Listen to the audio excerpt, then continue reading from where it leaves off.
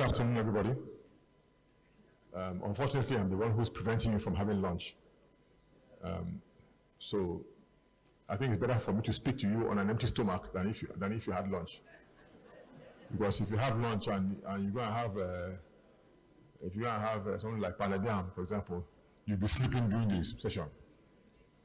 So I'm going to talk about future-ready governance. And to be honest with you, I got this topic to speak about, even though all of us do this kind of thinking aloud when we are on boards, it wasn't something that I would say I was an expert at. So I had to go and do some research. And luckily, I have former colleagues of mine who work with me at times who also helped me to put together this presentation. So it's all about future-ready governance, but more importantly, talking about emerging strategic foresight, anticipating risks, and then driving innovation. So what's strategy foresight? What's the strategy foresight divide? Next slide, please. First of all, something that we don't like to admit it, but reactive governance is failing because boards react to crises after they emerge, typically. Strategy cycles miss rapid market shifts in most times. Risk frameworks focus on known threats only, and finally, our decision velocity can't match the market velocity any longer. Because with AI and cyber and all those technological developments, the market cycles are moving much faster than we make decisions. So I call that the cost of blindness. And HBR said that 67% of strategic plans fail due to poor execution. 70% of board time is spent on the past and present versus future strategy. And then 42% of Nigerian CEOs say that business won't survive 10 years plus without reinvention. And let me give you a very simple example. Most businesses and most boards, you do a quarterly board meeting tied to quarterly performance, and you're talking about the last quarter's results. And you probably spend 80 to 90% of that meeting talking about the last quarter. The last quarter has gone. You can't change the last quarter. Nothing you can do that can say in any meeting can change the last quarter. What boards should be doing is spending 10% of the last quarter and 90% of the next quarter, and even the quarters beyond that to say exactly how can we achieve this quarter or even do better than we have in our budget. So the flashing red indicators are things like demographic shifts, AI automation, climate impact, geopolitical volatility, fintech, energy transition. These are all the things that affect businesses that we don't talk about. Because what we talk about is last quarter. And then eventually the management will just say, okay, the budget for next quarter is X, Y, Z. End of meeting. So what's your future ready framework? Next slide, please. I would say strategic foresight is a disciplined practice of exploring, creating, and testing multiple future scenarios to inform better decisions today. And there are various ways of coming up with scenarios. I have 4 possible methods here. One is scanning, which is a what-if scenario, where you are monitoring weak signals outside your industry, trying to identify emerging trends systematically, and also track disruptions before they scale. The second scenario is what then, where you are building multiple plausible features. You are challenging your core assumptions, and you're exploring what I call disrupted and transformed cases. The third is a so what scenario, which is your strategy. You're testing plans against scenarios, you're building adaptive capacity, and your foresight must drive the budget. And that foresight, of course, is your foresight on the assumptions, the exchange rate, the interest rate, and so on and so forth. And finally, the fourth scenario is a now what scenario, which is the continuous environmental monitoring, early warning systems, and alerting when the future arrives early. These are all possible ways of building scenarios to develop a future-ready framework. Next slide, please. So I'm then going to move from oversight to foresight. And there are 3 horizons that define that. The first horizon is what I call optimize, where you're defending your core business, you are seeking to operational excellence in your business, and there's known risk management that you are following through on. Board time should be about 50% of your board time should spend on what I call optimization. The second horizon which is looking at the next 2 to 5 years, is looking at what are the opportunities, where is market expansion, where is emerging risk mitigation. The board should spend about 30% of its time. And then to transform the business, which is 5 years and beyond, that's disruptive innovation. What can disrupt your business? What are the new business models that you must adopt in the event that there's any disruption? And then what are the black swan preparation? The board should spend 20% of their time. Now, reality today is that most boards probably spend 70% of their time on Horizon 1, which is today, in effect. And then 25% on the extent, which is the next 2 to 5 years, and maybe 5% on the future state of the business. This is according to McKinsey. So, again, we've got to move from reactive oversight to anticipatory governance. And you see, there's a bit of a tension here between board and management. Management is more focused about today. Management is focused on achieving the budget. For various reasons, because sometimes their performance is tied to budget. Their bonuses and their financial results are tied to what they achieve today. And therefore, when they set the agenda for the meeting, you come into the meeting, typically the meeting is 2 to 3 hours, and by the time it's discussed about today's activities and what we call Horizon 1, the meeting only has 10 minutes to go, 5 minutes to go. How are you going to talk about the future in 5 minutes? It's not going to happen. Then you will say, okay, let's postpone to the next meeting, or let's have a session where we can talk about the future. Next slide, please.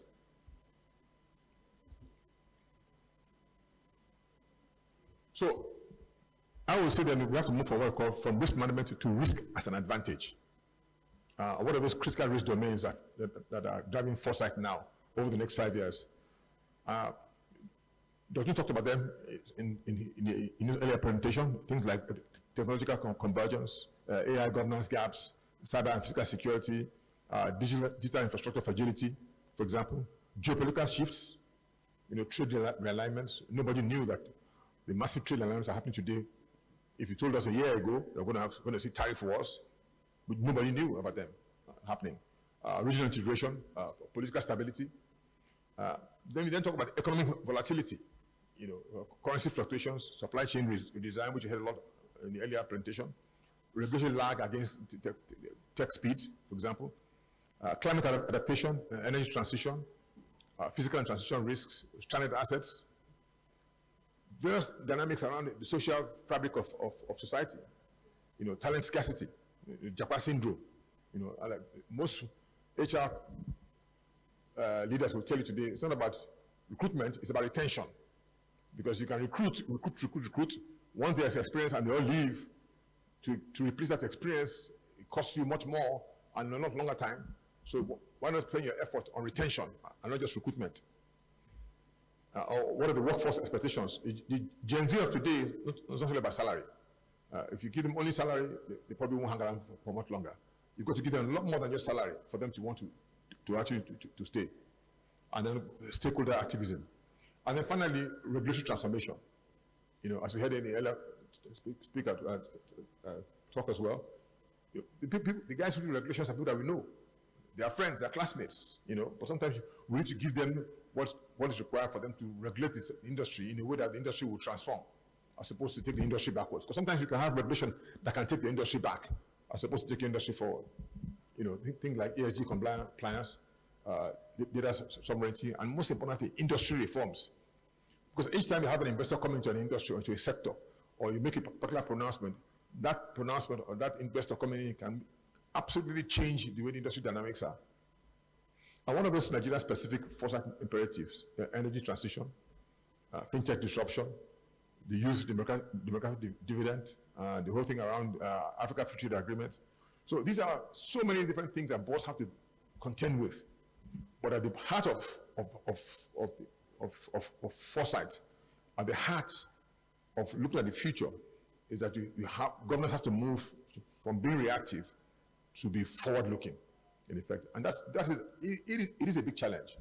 And it's only the board, especially the non-executive directors, who can then ensure that agenda is on the table. And there's no reason why we can't spend one meeting a year out of several board meetings. Say, this meeting, we know about the results for last quarter. we're going to spend 10 minutes or 15 minutes on the last quarter's results. We're going to spend the next 2-3 hours on the future of this business, on what are the things that are going to prevent us to be able to achieve our goals in the long term. Is it my last slide? Next slide. So, 3 immediate actions for the foresight mandate. These are my recommendations. First of all, to establish what create a future council, which is a cross-functional team reporting to the board, which monitors external signals 5 years out, empowered to challenge assumptions. You may say, look, in Nigeria it's tough to look 5 years out, but I can tell you that the businesses that don't look out once in a while are the businesses that most likely will not be able to succeed in the long term. And those businesses that do look out, knowing there's volatility along the way, knowing that the things that will change, are the ones that are constantly trying to do scenarios around exactly what will happen down the line. Stress test your business model. Use extreme scenarios. Ask which value chain collapses first. Build response playbooks. And then finally, allocate. Fund the future now. Reinforce your budget for the future. And there's no reason why we can't say, in our budget, let's put together maybe 2 to 5% of our budget spent on innovation. Even if we don't know what it is we want to innovate at the beginning of the year, let's set aside some money for innovation. And then during the course of the period, when we discuss what it is that we want to innovate upon, we can then use that money to innovate. Focus on what I call anticipated realities. So at the end of the day, I think the key issue therefore for us is that to say, how do you balance your board time? How do you achieve the time you need to spend on Horizon 2 and Horizon 3? If you don't do that, you're going to have things like weak signals on a monthly basis. You're going to have to do stress testing on a regular basis. And then we're going to have to take decisions which are reactive as opposed to proactive decisions in running the business. So the bottom line here at the end of the day is that we've got to move governance from just being reactive to government that is forward-looking.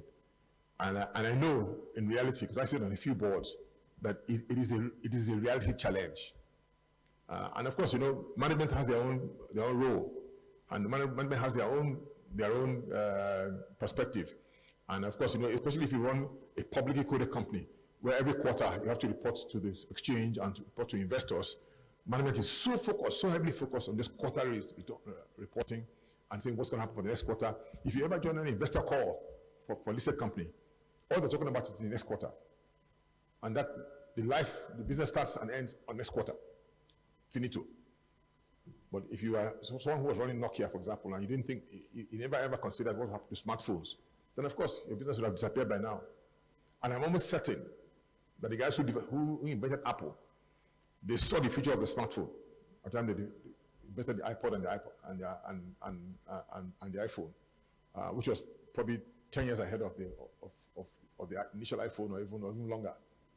And those are the businesses that survive. Those are businesses that will have a long-term play.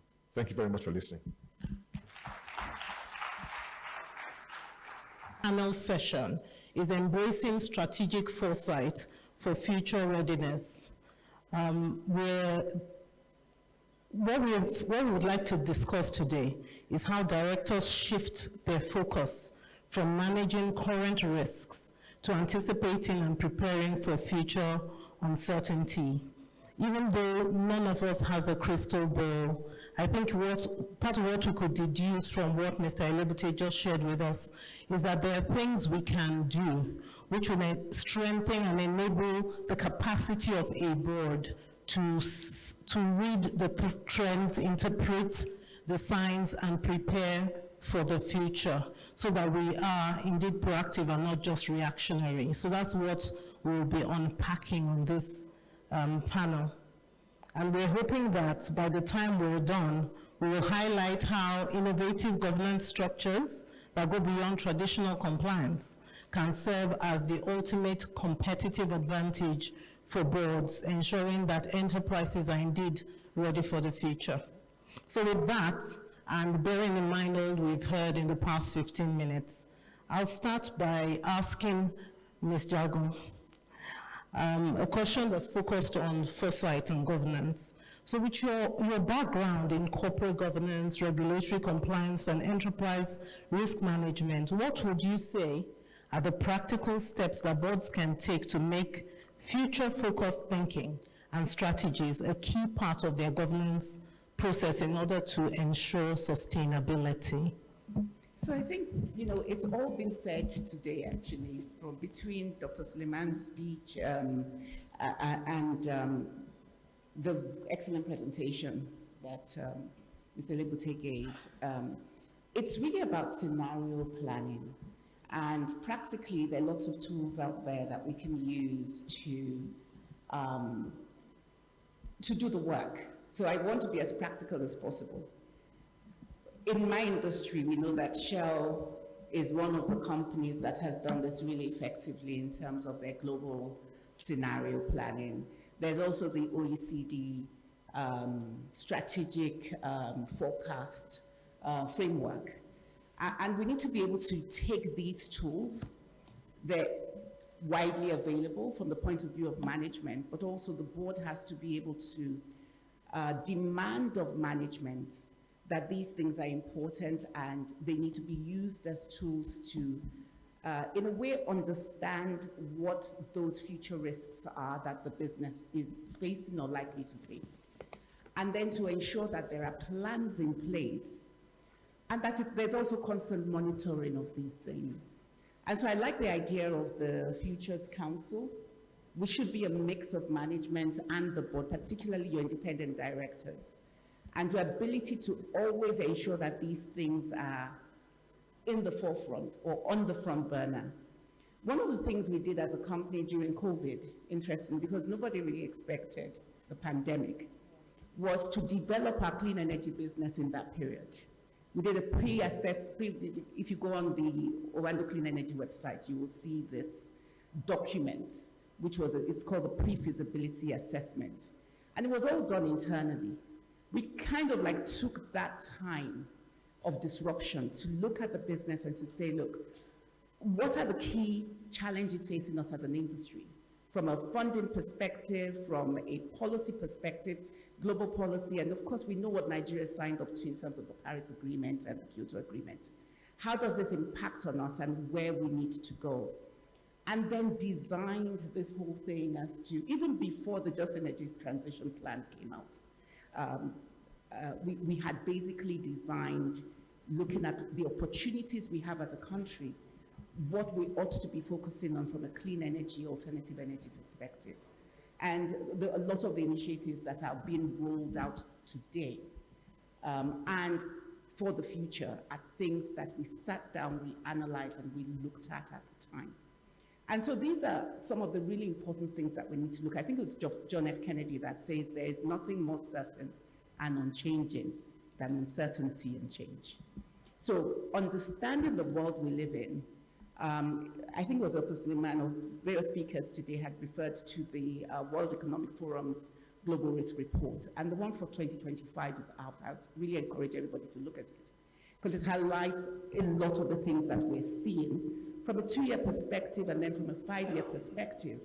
And every company should be sitting down and looking at what these global risks are, from internal conflict, state conflict, which is number one from a 2-year risk perspective, to things like climate disruptions. And we've seen a lot of flooding and the impact it can have on our businesses, particularly those of us who are in the resource space. Misinformation and disinformation, we're all coming into an election period.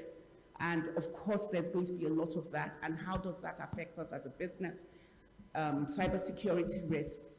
These things, to a large extent, are known. There are the black swan events that we may not know. But if we have this attitude as directors of constantly looking at what could be, the what ifs, and then we use maybe the military strategy of, I think it's called red team, blue team, to kind of like sit down and stress test even what we consider to be our risks.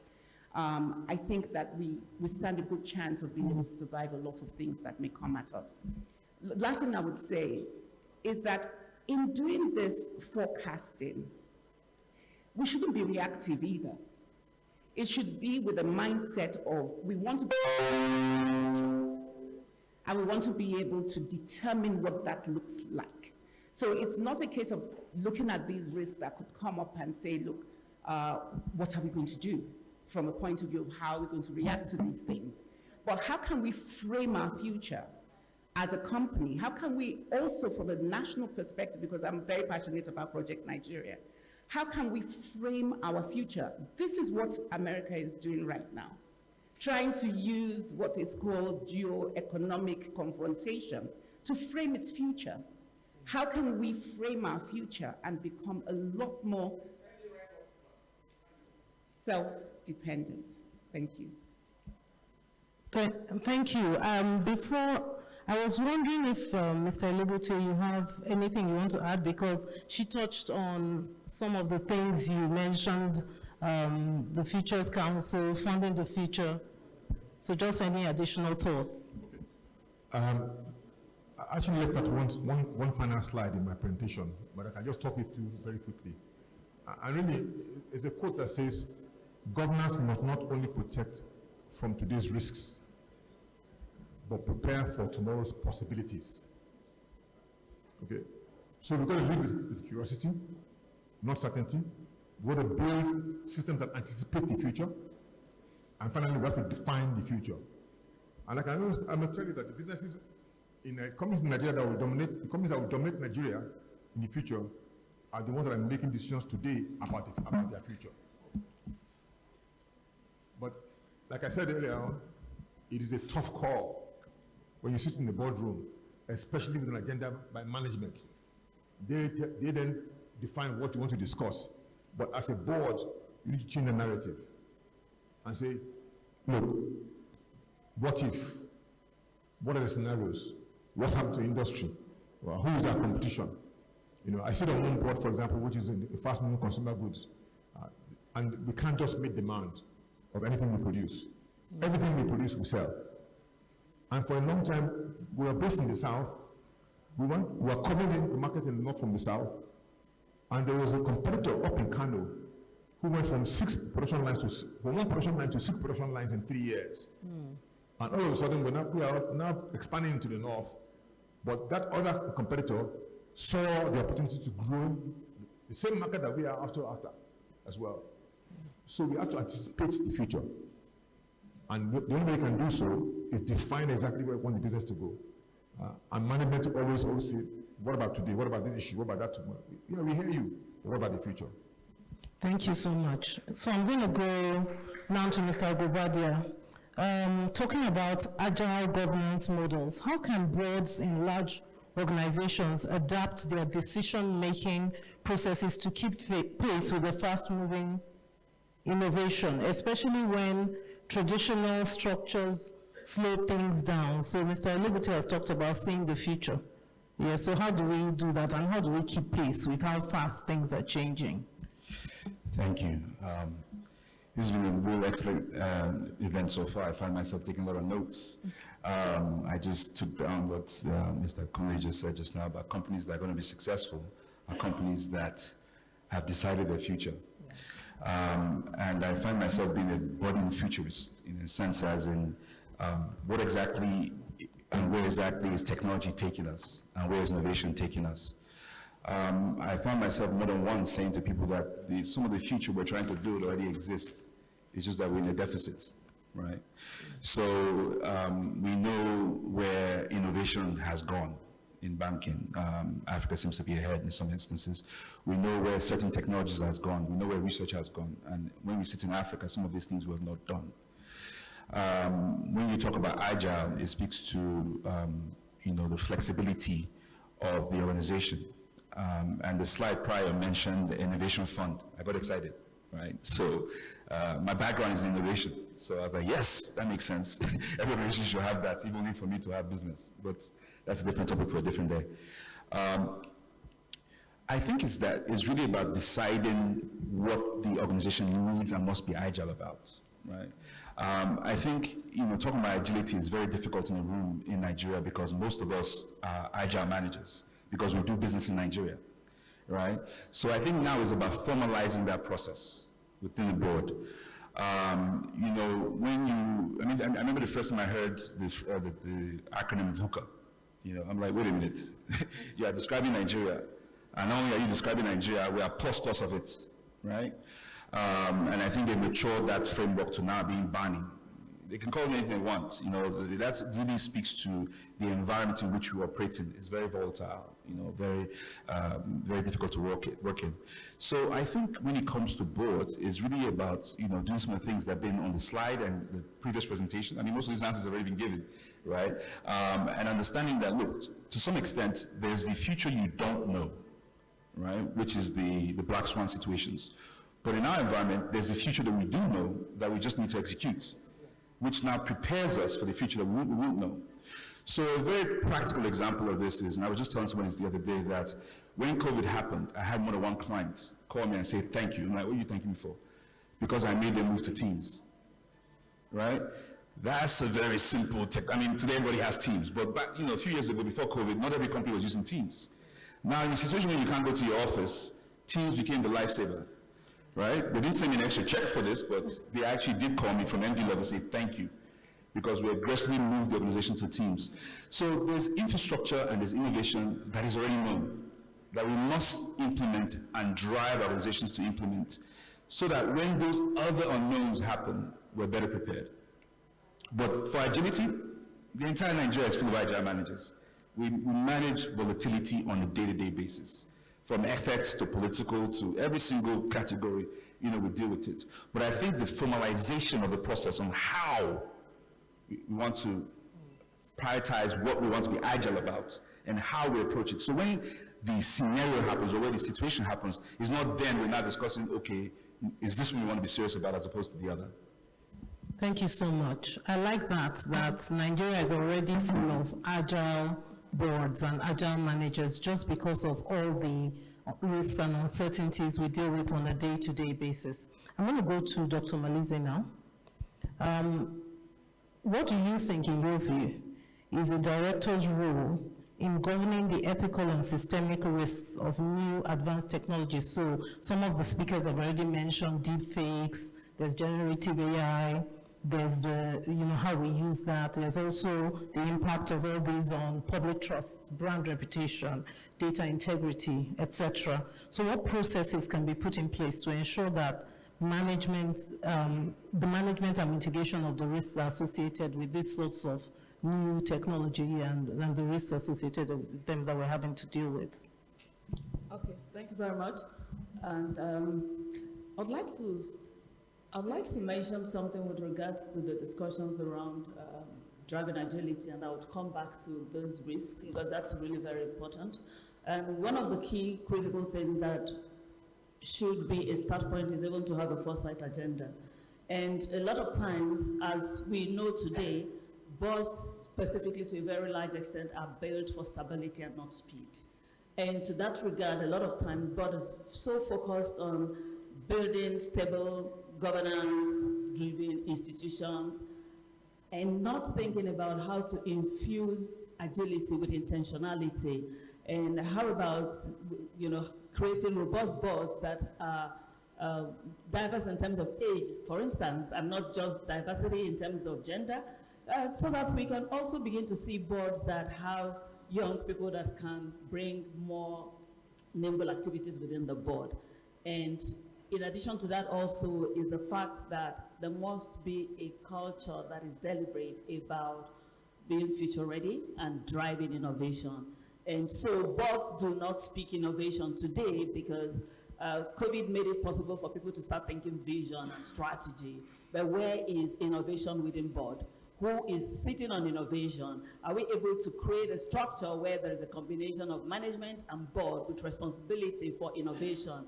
How many times does that come on the agenda within boards? How many times do we discuss the innovation and how we are driving it? So I thought it's important to also add that to the discussions around board roles, and then I can come to the risks. So in terms of board risk around board rules, now, the emerging technologies are huge and enormous, and sometimes even board is struggling to come to terms with a number of these technologies. in some learnings, we have even begun to see that board on its own can even be threat to organizations and platforms. Take a simple fact that organizations have issued lots of technology infrastructure and rolled all of these out, some of which the board members are using. They are actually not thinking about how they can infuse risk onto the platforms within the organizations. And so the start point really is to elevate the knowledge of board, not just in terms of technology use, but also in terms of the risks associated to the technologies that they hold and use on a daily basis. So irrespective of the sort of technology experiences and exposure that boards have, there is a critical and urgent need to consistently even educate board. And so for some of the things that we do in the institution that I lead, which is FITC, we are constantly infusing learnings and the culture of technology for boards, specifically around cybersecurity, digital risk, and creating the opportunity for boards to be not only aware, but to have the knowledge, both in terms of the risks that will emerge and the mitigants for those risks. And so it's about creating that culture and understanding so that board not only learns, but imbibes, and then it can trickle down all the way to the bottom. Thank you. I'm going to go back to Mr. Gobade and Nijago on this point about the risk of new technologies and how, while the board is trying to be agile, how do they deal with the risks associated with new technologies? So maybe if you have anything else to add. I think that in terms of technology, it's not, we should look, if you're truly being innovative, then what you want to get to, the scenario you want to get to is where you can have an incubation hub, even within the company. We have a lot of Nigerians who are developing technology for international companies and countries, governments. And I don't think we've yet got to that stage where we're tapping into the wealth of this, bringing them into our companies, and then setting up these incubators and letting them know what our challenges are as a business, and saying, see what you can come up with. And that is really truly innovation, having those research and development. And so the board can actually encourage that to happen. Now, when we talk about the risks of artificial intelligence, I think many times, or technology, it's because it's not fit for purpose or not fit for our environment. And so getting to a point where you are actually developing something that is fit for your, that is not only fit for your environment, but that is dealing with solutions to problems that that you see, and not just current problems, but also likely problems. So you've got to be intentional about it, and it has to be something that's actually designed for purpose. And I think that once you have something that's designed for purpose, I think you deal with some of those risks. Now, of course, there's also the risk of privacy, cybersecurity, there's government regulation around all of that. We have an AI strategy for the country, and there's a focus. There's a focus that the country has as to how it's going to tap into the opportunities. I think a lot of people are looking at AI as something that they don't understand, and this was addressed as well. There's a lot of learning that needs to be done by directors around AI, and not just the threats, but also the opportunities that it poses. But I think it's also how you then go about adopting it, and why you are adopting it. Not just because everybody else is doing it, but that you see it as an asset. Thank you. So for tech, I would say that, there's tech which is in support of the business, which I'm, 100%, the organization can keep continuing to understand how to support the business, where there's tech which is in the revenue value chain of the business. I recently visited a hub during the Younger 80, and this hub, on the tour of the hub, it kept on saying things like, oh, this was left here by Shell.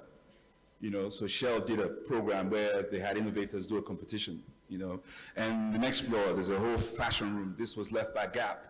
So these companies are actually outsourcing their innovation and turning to competition, and basically putting funds at play to allow young people to try to come up with new innovative ideas using technology in the line of the value chain of the business. So it's sort of those kind of decisions. I mean, Nigeria, they throw stats out all the time. We have 70% young people. you know, there are hubs who are struggling, you know, so these are opportunities for businesses and boards to say, okay, look, this is within the value chain of our business. How do we use what the country has a lot of, young, smart people, to create new ideas within the value chain of our business with technology? So there are plenty of opportunities to do that. Thank you so much. Maybe I'll come to Mr. Elebute on board competencies. What, in your view, are the top 3 skills or areas of knowledge that directors need to develop to effectively guide companies through these kinds of uncertainties? And in responding, if you could take it from 2 approaches. So one is maybe a board of an established company, maybe older, more experienced directors.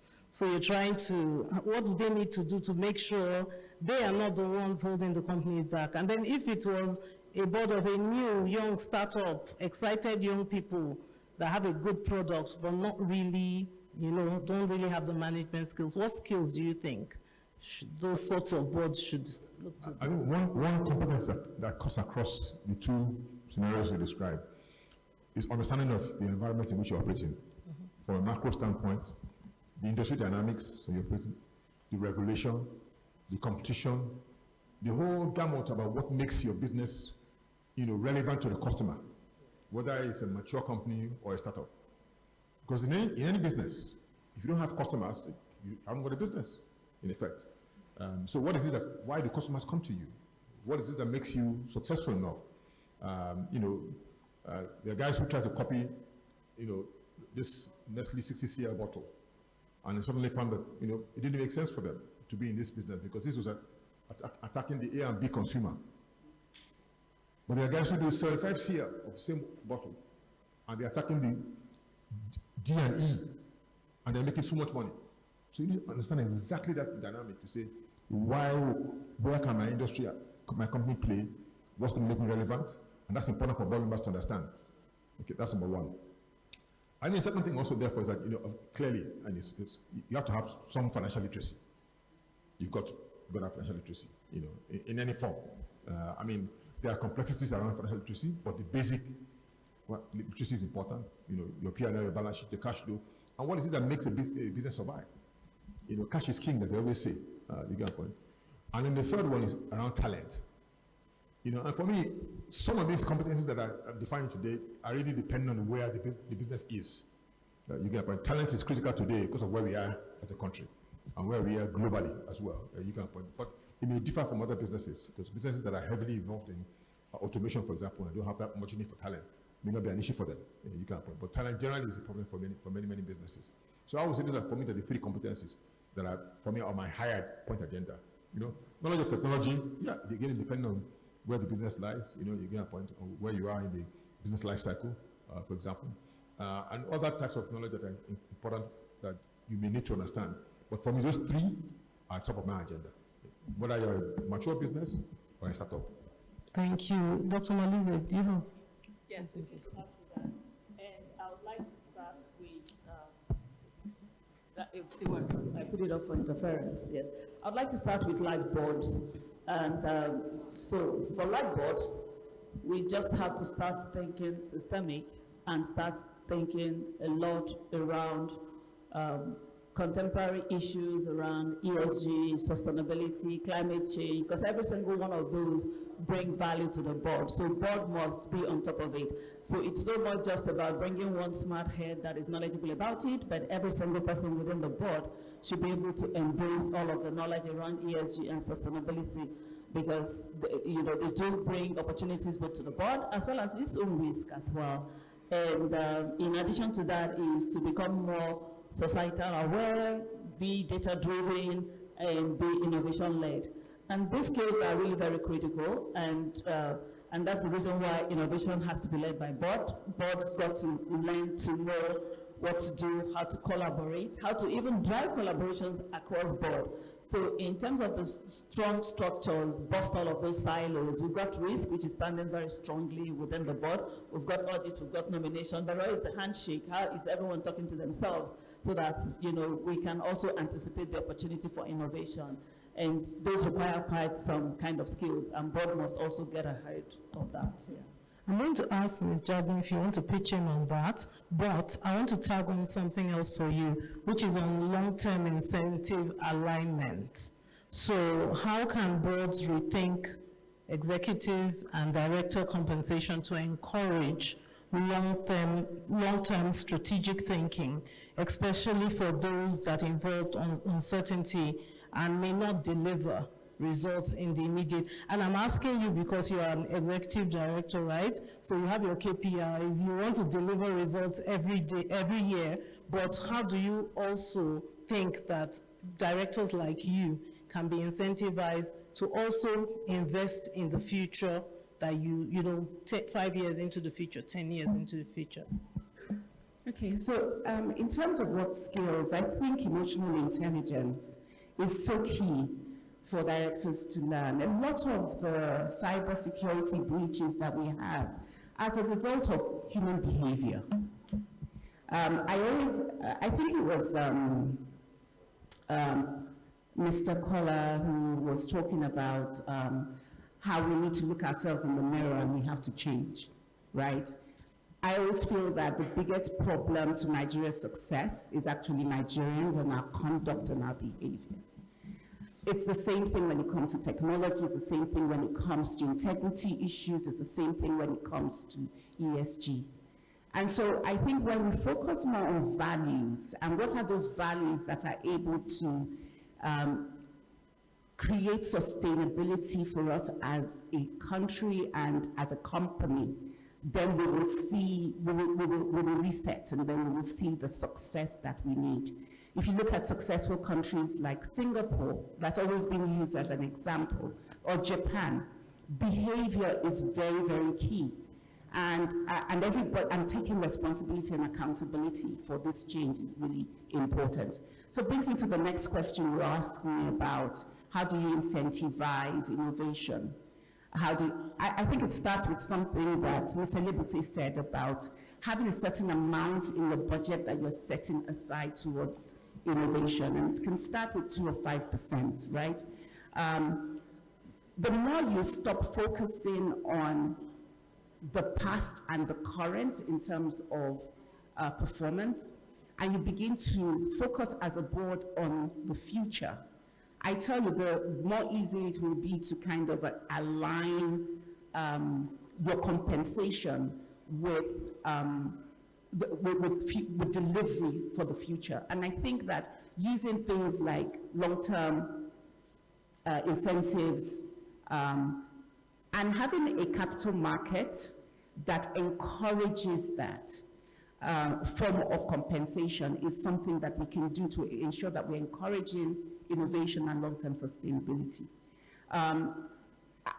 Also setting objectives, the right kind of objectives for executive management is another thing that is important. So obviously, once you meet those objectives, which are innovation-driven, then again, you can align executive management's behavior and focus on the long term. We have the agency problem where we always look at what's before us because we want those bonuses, but that's because our objectives are mainly short-term objectives. Yeah. Once that changes and you begin to reward the behaviors that you want to see, risk foresight rather than just risk management, innovation rather than just profitability, I think that you can get the kind of organization that you want. So it's just the alignment. Thank you so much. I am being reminded of how little time we have left, so I'm going to just scan the room and get an indication of whether we have questions. So maybe if I have one question, I have two. Okay, 2 questions. So we'll take these 2, and then we'll wrap up.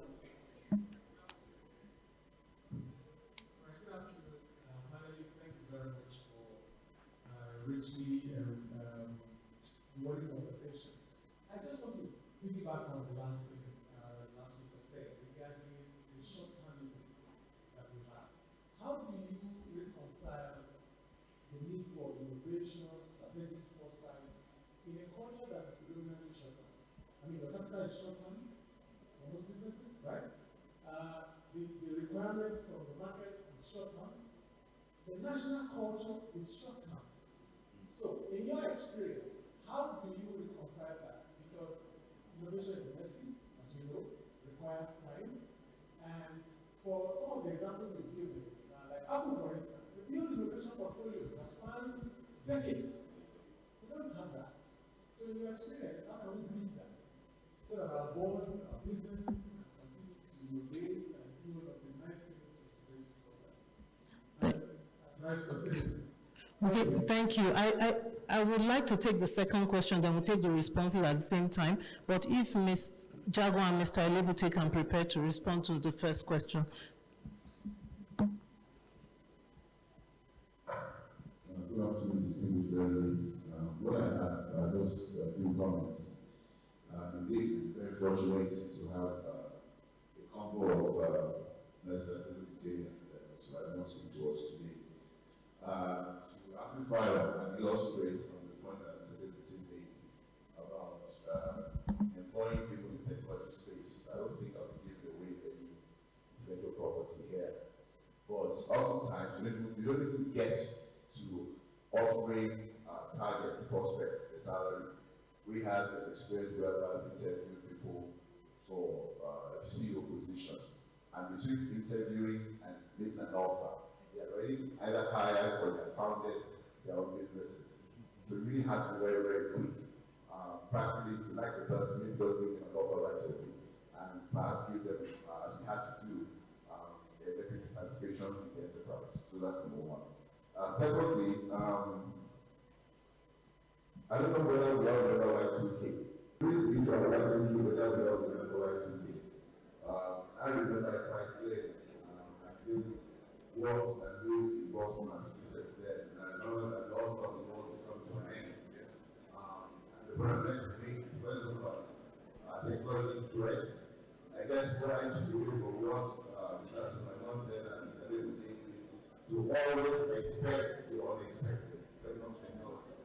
And finally, on the issue of risk, I'm a legal practitioner, and what I'd like to say is that when it comes to AI, you need to remember that it should be a collaborative tool. Right now, it's not a substitute for human intervention, particularly in the legal arena. Thank you very much. Thank you very much, Leonard Silk. So maybe if I could have Mr. Elebute and Ms. Jaguar respond to the first question, and that will wrap up the panel. I'll just start by saying, one of the things that I've really valued, I've gained a lot of value from in my career, and within Owando, is the exposure to different think tank organizations. And I think this is a challenge for all of us as directors, as well as for the Institute. We have a number of think tanks in Nigeria, like NESG being one of them. I think there has to be a lot of collaboration between the universities, civil society, private sector, and some of these think tanks like NIPSS as well, where we come together to look at the issues that are facing us as business and issues that are facing us as a country, and come up with solutions. I know you talked about being short-termist. It's only through a lot of this work that we begin to create a culture that is a lot more long-term. So for instance, when you're talking about the workforce of the future, and which is so important and fit for purpose, so that those coming out of universities can easily fit into the workspace. There has to be that handshake between the private sector and the universities, and I don't think that there's enough of that that's happening at this time. And again, that's something that directors can drive. I think that when you look at also what's happening, there was a question that was posed to Mr. Shobanjo regarding what's going on with the market. Companies who are innovative and forward-looking will chase capital that is more long-term than capital that is short-termist. And I think we've begun to see that kind of shift happening. And so I think we're moving in the right direction. And it's being able to also then have that type of funding, that type of financing, if we're really being serious, that the banking sector, the financial sector, is also creating those products that are more long-term and not just short-term. Thank you. Well, my own contribution is that, all you have to do is look at the companies that were the biggest and the most profitable and the largest 30 or 40 years ago today, and where are they today? And the companies that are the biggest and profitable today, how did they get there? They must have done something right. They must have had a long-term view for them to get to where they are today. So, I think that, the answer is in those businesses that are successful and have done extremely well and have set aside resources, both capital and human resources and time, to invest in the long-term future of their business. If you don't do those things, what will happen at the industry dynamics will just blow you away. End of story. Thank you very much. And I think with that, we've come to the end of the session. If you could help to put your hands together for this distinguished panel. Thank you.